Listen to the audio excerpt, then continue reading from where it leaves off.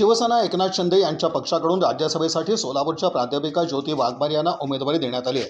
बुधवारपर्यंत शिवसेनेकडून राहुल शेवाळे आणि गजानन कीर्तीकर यांच्या नावाची चर्चा होती, परंतु गुरुवारी प्राध्यापिका ज्योती वाघमारे यांच्या नावावर शिक्कामोर्तब झाल्याची माहिती समोर आली आहे।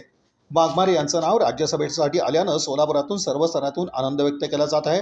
ज्योती वाघमारे यांचं अभिनंदन देखील केलं जात आहे। एकनाथ शिंदे यांनी ज्योती वाघमारे यांना न्याय दिला अशी चर्चा आहे। एकनाथ शिंदे राज्याचे मुख्यमंत्री असताना ज्योती वाघमारे यांनी शिवसेनेमध्ये प्रवेश केला होता। त्यानंतर 2024 मध्ये लोकसभेची तर विधानसभेची निवडणूक प्रचाराची जबाबदारी देखील ज्योती वाघमारे यांनी सांभाळलेली होती। शिवसेनेचे मुख्य प्रवक्ते पद सांभाळताना त्यांनी पक्षाची बाजू राज्यस्तरावर जोरदार लावून धरली। त्यामुळे एकनाथ शिंदे यांनी ज्योती वाघमारे यांच्या कार्याची दखल घेत राज्यसभेची उमेदवारी बहाल केली आहे। माननीय एकनाथजी शिंदे साहेब हे भाऊ म्हणून या गरीब बहिणीच्या पाठीशी उभे राहिले। शाळेत असताना पायात चप्पल सुद्धा नसायची आणि अनवाणी पायानं सोलापूरच्या गल्लीच्या रस्त्यावर चालणारी मुलगी आज दिल्लीला जातीये। खरं वाटत नाहीये। भावना तुमच्या या डोळ्यातनं पाहायला येतायत, भावनिक आपण झालेला आहे। काय नेमकी आठवणी येतात? खूप आठवणी आहेत।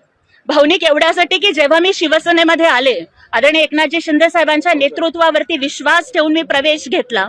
खरं तर मिथ आहे राजकारणामध्ये की तुम्हाला राजकारण करायचं असेल तर तुमचा बाप मोठा असावा लागतो, तुमचं नाव मोठं असावं लागतं, तुमचं आडनाव मोठं असावं लागतं। मी मोठ्या बापाची पोरगी नाहीये, पण जर तुम्ही कष्ट करत असाल, जर तुम्ही पक्षासाठी प्रामाणिकपणानं धडपड करत असाल, मग तुम्ही गरीब असलात तरी चालेल।